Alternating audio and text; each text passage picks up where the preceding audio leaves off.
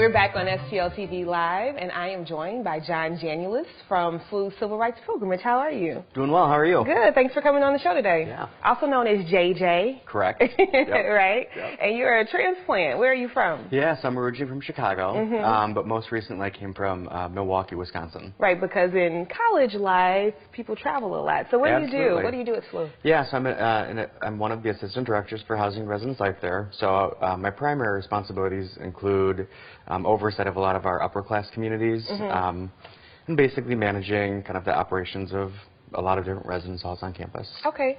And so when did you come to St. Louis? Yeah, so I started here middle of June. Last year, well, this year. Yeah, this past summer. This past summer, right. Yep. And so right before Ferguson. Absolutely, yeah.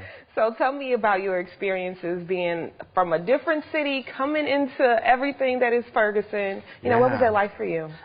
You know, it was challenging. I think, you know, I consider myself to be an advocate for social justice. I care a lot about diversity and diversity education. Because you taught diversity before, you told me. Yeah, so I taught, you know, before this I was at Marquette University. I taught 2 classes there and also worked in diversity education. So that continues to be an issue that's important to me. And so coming to St. Louis, where there was a lot of activity, you know, I think it was exciting to see that there was some momentum around social justice. Right. It was a tragedy what happened, and I wish things looked a little bit differently in terms of the grand jury. Right. But I am excited that it has ignited a spark in activism and protests, and I think our campus did a great job with handling. And dialogue. And dialogue, right? Getting people to, you know, you don't have to agree, but how do we just get people together that can share their opinions and their backgrounds and experiences? Ferguson tore the Band-Aid off. We always had this race problem, but either people didn't really know, or we weren't talking about it, or maybe minorities knew, but maybe the general public didn't know. And that's because sometimes if you don't have those experiences, you just wouldn't know. Absolutely, right? Yeah. You have the privilege of not knowing. Exactly, exactly. It is a privilege. So with SLU, you were trying to kind of bridge the gap a little bit. Absolutely. What are you all doing? Yeah, so we're doing a civil rights pilgrimage. It's for 20 students, and we are visiting historic landmarks that were instrumental to the modern day civil rights movement. And basically we want to bring students to